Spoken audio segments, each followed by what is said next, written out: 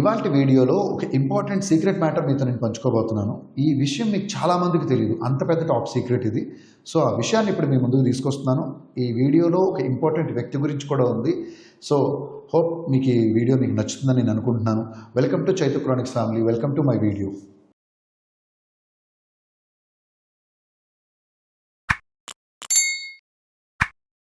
నేతాజీ సుభాష్ చంద్రబోస్ గారు 1945 ఆగస్టు 18వ తారీఖున తైవాన్ విమాన ప్రమాదంలో మరణించారు అని అప్పట్లో ఉన్న అధికారులు అధికారికంగానే ప్రకటించారు.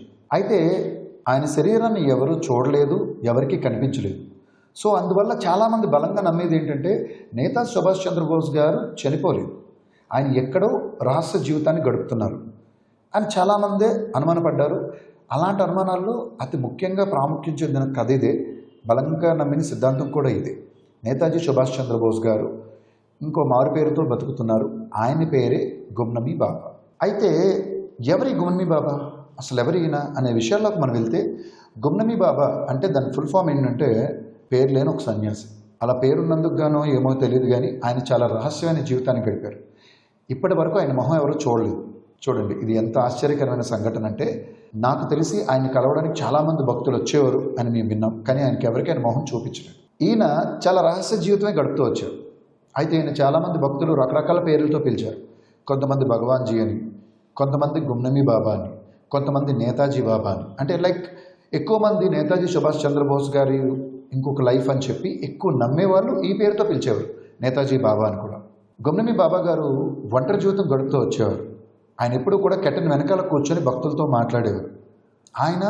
ఆయనకి ఎవరూ ఫోటో తీయకూడదు అని చెప్పి ఒక క్లియర్ ఇన్స్ట్రక్షన్స్ కూడా ఉండేవి.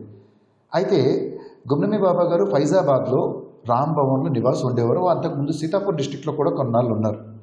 ఆయన English, Hindi, Bengali and Sanskrit language చాలా ఫ్లూయెంట్గా మాట్లాడేవారు. న్యూస్ పేపర్స్ కూడా చాలా చక్కగా చదివేవారు.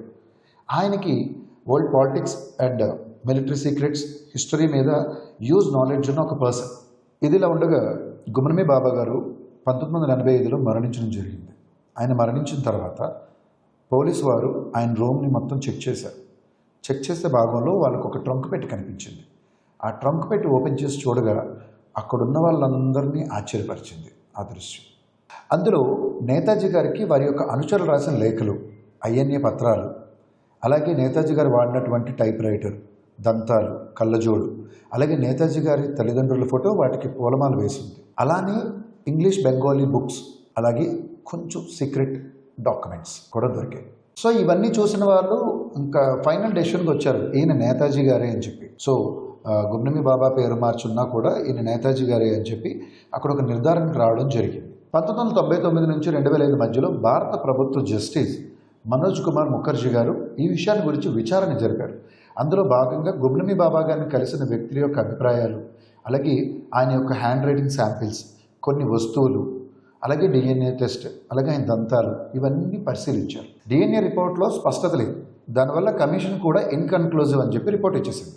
ముఖర్జీ గారు ఏం నమ్మేవారంటే నేతాజీ గారు 1945లో చనిపోలేదు, ఈయన నేతాజీ గారు అయి ఉండొచ్చు, కానీ ఆయనే గుమ్నమీ బాబా అని చెప్పి ప్రూవ్ చేసే ఆధారాలు ఏమి లేవు అని నమ్మారు. ఫైజాబాద్, బెంగాల్ లాంటి ప్రాంతాల్లో ప్రజలు ఇప్పటికీ నమ్ముతారు. సో నేతాజీ సుభాష్ చంద్రబోస్ గారి గుమ్నమీ బాబా అని చెప్పి. అలాగే ఇప్పుడు గుమ్నమీ బాబా గారి పేరు మీద గుమ్నమీ బాబా మ్యూజియం అని చెప్పి ఫైజాబాద్లో, లైక్ ఇప్పుడున్న అయోధ్యలో మీరు చూడొచ్చు. మీరు ఎప్పుడైనా అయోధ్య వెళ్తే అక్కడ గుమ్నమీ బాబా గారి మ్యూజియం ఉంది. అందులో ఏవైతే వస్తువులు దొరికాయో అవి ప్రదర్శనలోనే ఉన్నాయి. మీరు అవన్నీ కూడా వెళ్ళి చూడొచ్చు. ఇప్పటికీ చాలామంది నిర్ధారించుకోలేకపోయారు, అసలు గుమ్నమీ బాబా గారు నేతాజీ గారేనా లేదా ఆయన పోలిన ఇంకో వ్యక్తి అనేది ప్రశ్నగానే మిగిలిపోయింది.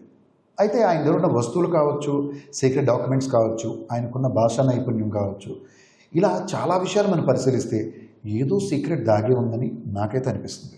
2019లో డైరెక్టర్ శ్రీజిత్ ముఖర్జీ గారు, హీరో ప్రసెన్జిత్ చటర్జీ గారు కలిసి గుమ్నామీ అనే చలనచిత్రాన్ని మన ముందుకు తీసుకొని వచ్చారు. ఈ సినిమా అనుజుద్దర్ గారు రాసినటువంటి కొనండ్రం అనే పుస్తకం ఆధారంగా తీశారు. అయితే ఈ పుస్తకాన్ని చంద్రచూడ్ ఘోష్ గారు అలాగే అనుజుద్దర్ గారు కలిసి రచించారు. దాని పేరు కొనండ్రం సుభాష్ లైఫ్ ఆఫ్టర్ డెత్. ఇదో రహస్యమైన ఆసక్తికరమైన కథ. నిజంగా గుమ్నమీ బాబా గారంటే నేతాజీ సుభాష్ చంద్రబోస్ గారేనా? సో ఈ కథ అంతా మీరు విన్నారు కాబట్టి మీలో ఎంతమంది ఏమనుకుంటున్నారో కింద కామెంట్ చేయండి. ఇదే ఇవాల్టి మన టాపిక్. సో ఇప్పటి వరకు మన వీడియో చూశారు కాబట్టి నచ్చితే please like, share and subscribe. And thank you for the watch. సరే.